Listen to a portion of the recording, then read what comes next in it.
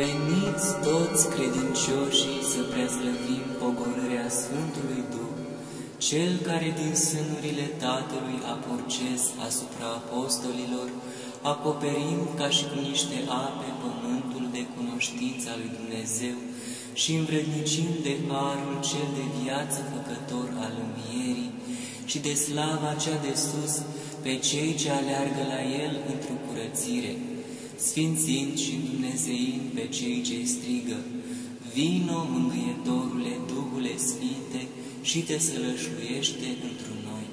Îngerii cu fețe luminoase în ceruri neîncetat slavoslovesc pe Duhul cel Sfânt, după cuviința datorată izvorului vieții și luminii celei nematerialnice.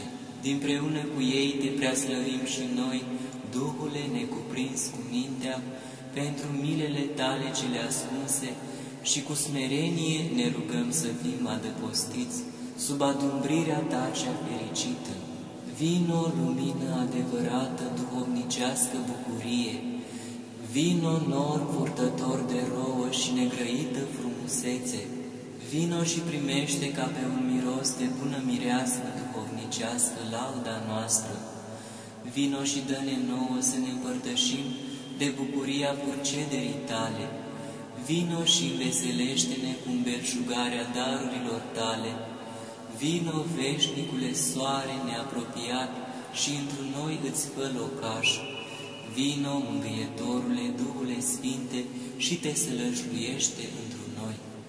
În chipul limbilor de foc, într-o lumină și suflare de vânt de bucurie făcătoare, pogorându-se Duhul cel Sfânt peste apostoli și de văpaia lui fiind cuprinși, chemat au pescarii întreaga lume la Biserica lui Hristos, necazuri și nevoi răbdând, cu bucurie pe pământ și pe ape, de morțile cele cumplite nu se spăimântau, în tot pământul ieșind vestirea cântărilor celei de Dumnezeu insuflate.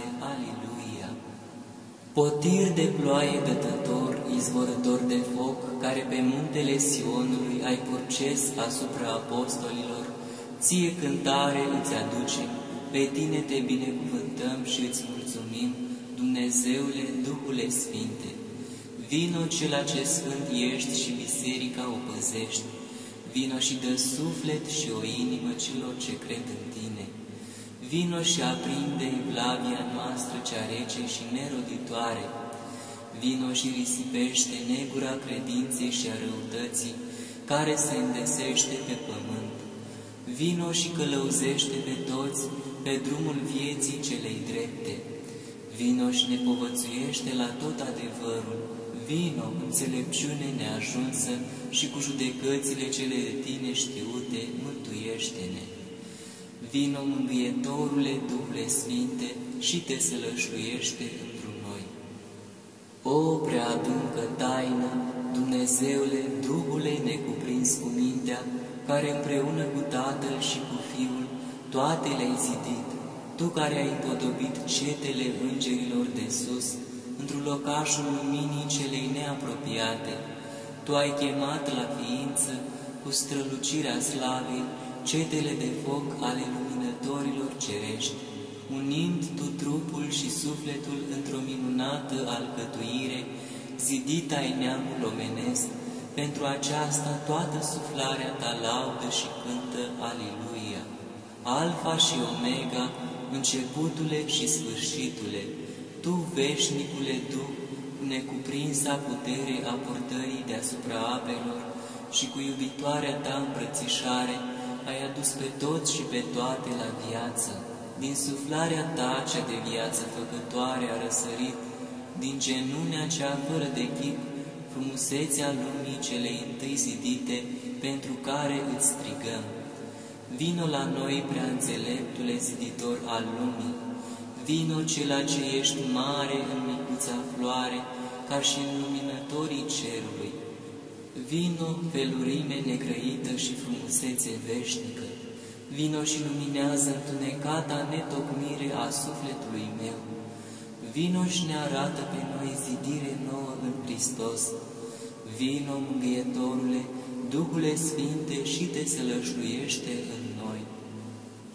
O, Duhule prea bun și neajuns, din care izvorăște sfințenia, Tu ai înveșmântat-o pe preacurata Fecioară Maria cu strălucirea orbitoare și neapropiată a Dumnezeirii Tale, făcând-o Maică a lui Dumnezeu Cuvântul, împărăteasă a îngerilor, spre mântuirea oamenilor. Cu puterea cea mai presus de lume, Tu i-ai umbrit pe proroci și apostoli, Tu i-ai purtat până la al treilea cer. Tu le-ai rănit inimile cu frumusețea cea de sus, punând în graiul lor îndemn înflăcărat, cu care aduc pe oameni la Dumnezeu. Tu îi preschimbi pe cei păcătoși, iar ei plini fiind de arsătoare bucurie îți cântă Aliluia. Prin Sfântul Duh totul viază și cu puterea Lui se va ridica spre învierea cea de obște toată zidirea, în ceasul de pe urmă al veacului acesta și cel dintâi al veacului ce va să vie. Ridică-ne atunci din groapă, prea bunule, Mângâietorule, nu spre o sândă, ci spre a ne împărtăși de fericire într-o dumnezeiască lumină cu sfinții toți, cu părinții și apropiații noștri. Vino, dar și de-a sufletului moarte ne izbăvește. Vino și înainte de sfârșitul nostru ne îndestulează cu trupul și sângele Mântuitorului Hristos. Vino și dă-ne să adormim în pace cu cugetul neîntinat.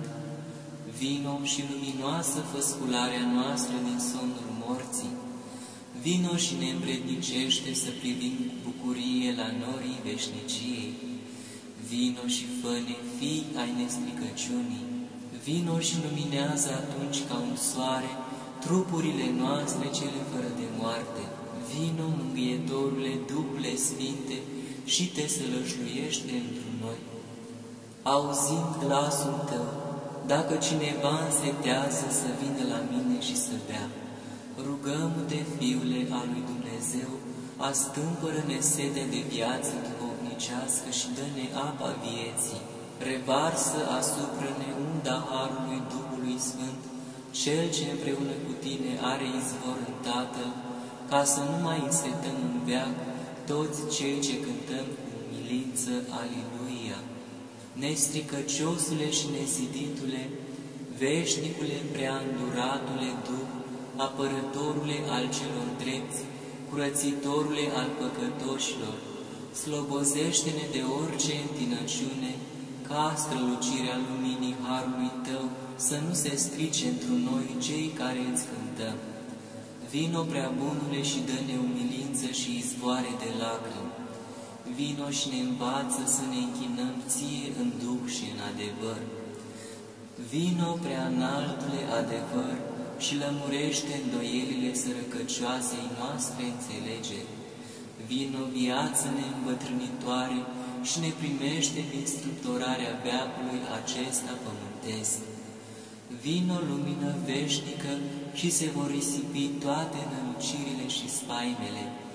Vino, putere veșnic nouă, împrospătându-i pe copiii Tăi cei osteniți.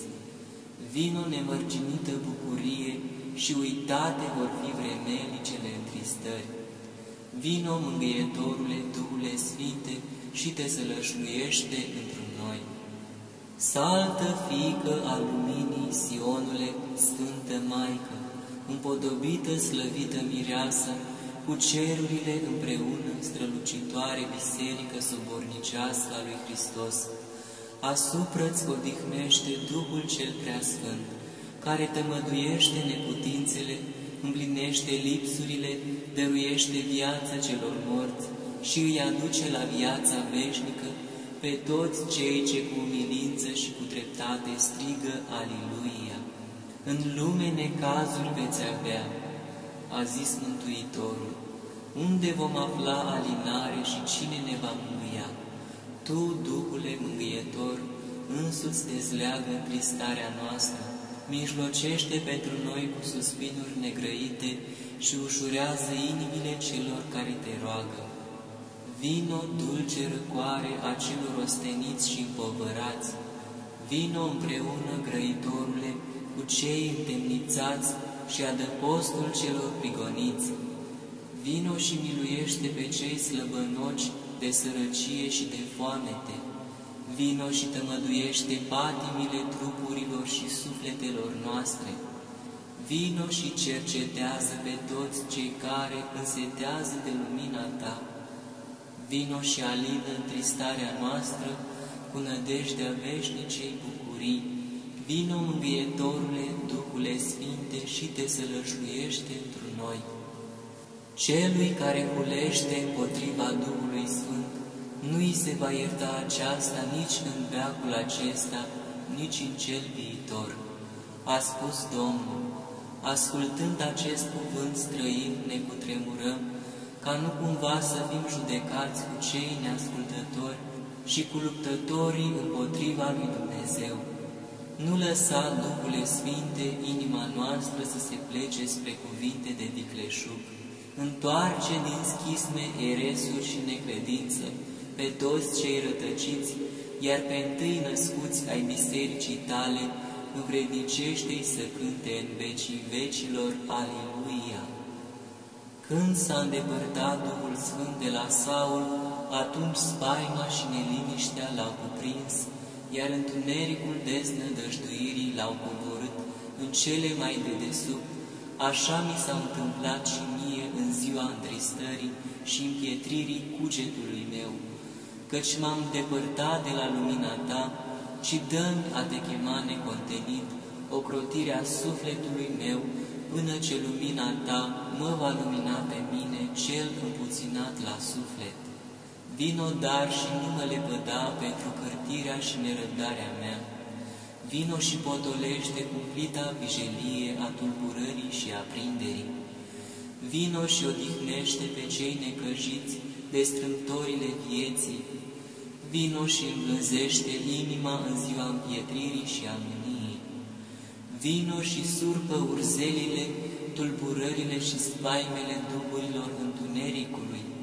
Vino și dă-ne cu suflarea Ta inimă zdrobită, ca prin răbdare să ne mântuim sufletele noastre.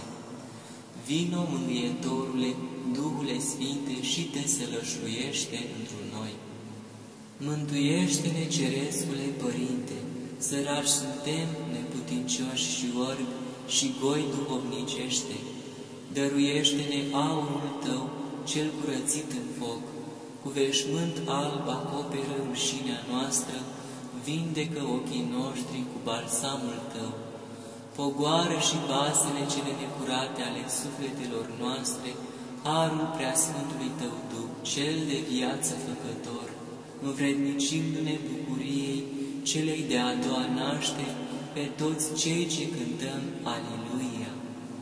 Ca turnul babei se prăbușește fericirea pământească, jalnice sunt toate strădaniile omenești, bine îmi este mie că m-am smerit, că în păcate și în căderi mi-ai acoperit toată slăbiciunea și nimicigia. Fără de Tine nimic nu putem face, dar nădăjduim că ne vom mântui prin harul Tău grăind. Vino, dar, umule preaînțeleptule, ziditor al vieții, vino și lămurește-ne căile Tale cele neînțelese. Vino precum un fulger și luminează sfârșitul vieții pământești. Vino și binecuvintează tot începutul bun pe care îl punem. Vino și fii nouă ajutător la fapte bune. Vino și luminează mintea noastră în ceasul descumpănării. Vino și dăruiește duh de pocăință, ca să se risipească prin aceasta scârbele ce stau să vină asupra lumii spre pedepsire. Vino, Mângâietorule, Duhule Sfinte, și te sălășluiește întru noi. Atât a iubit Dumnezeu lumea, că și pe Fiul Său cel unul născut l-a dat, care s-a întrupat de la Duhul Sfânt și din Maria Fecioara, și și-a întins pe cruce mâinile sale de ziditor al lumii, iar prin sângele Său răscumpărata din păcat și din moarte întreaga lume. Pentru aceea, toată zidirea așteptând libertatea măririi fiilor lui Dumnezeu, cântă Tatălui care a iubit, Fiului care a răscumpărat și Duhului care a sfințit. Aliluia! Duhul cel făcător de viață, care s-a pogorât asupra lui Hristos la Iordan, în chip de porumbel, a odihnit și asupra mea, când mă aflam la scăldătoarea Sfântului Botez, s-a întunecat, însă lucrarea bunătății sale din pricina greșelilor mele.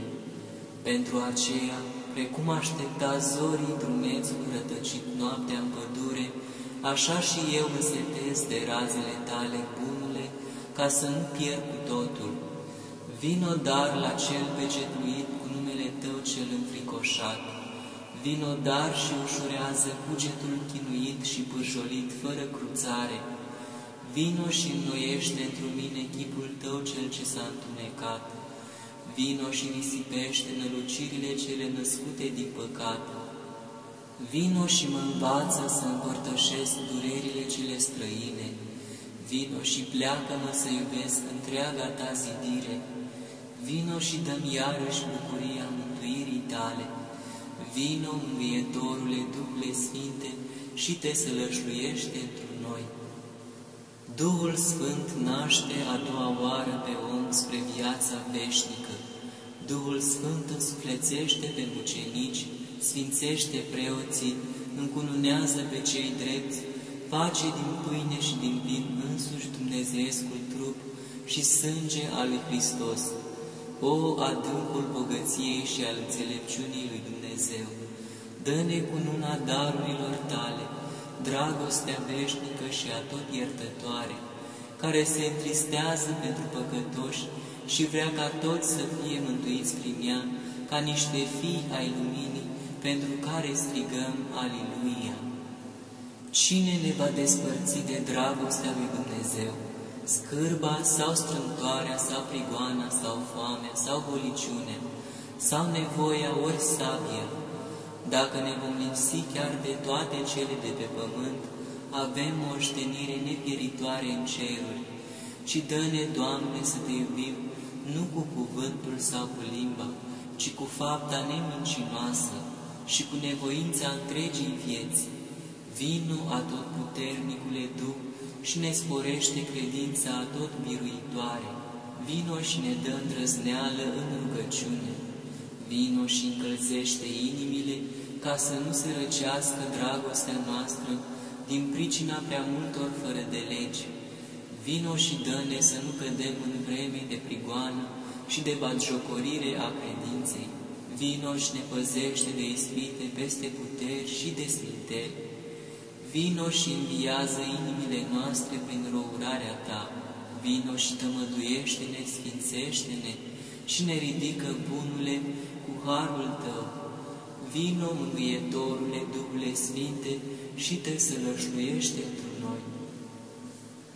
Acestea, zice Domnul, vărsa voi Duhul meu peste tot trupul și fiii și fiicele voastre vor porunci. Bătrânii voștri vise vor visa, iar tinerii voștri vor vedea vedenii. Duhule prea dorit, dă-ne doar o fărâmitură de la masa fiilor celor aleși, ai mângâierilor tale, celor care cu milință strigăm Aliluia. Acolo unde ai răsărit, fie și doar pentru o clipă, în locul cel de taină al sufletului, strălucind ca un fulger, neuitată este frumusețea descoperirii tale, prin care se preschimbă cu preschimbare dumnezeiască și înfricoșată cu viință făptura cea din tine. Învrednicește-ne, bunule Mângâietor, încă din viața pământească, să te vedem cu inimă curată, noi cei care strigăm.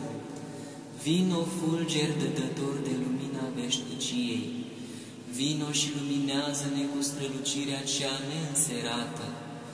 Vino, vistiernicul smereniei și veselia celor plânsi.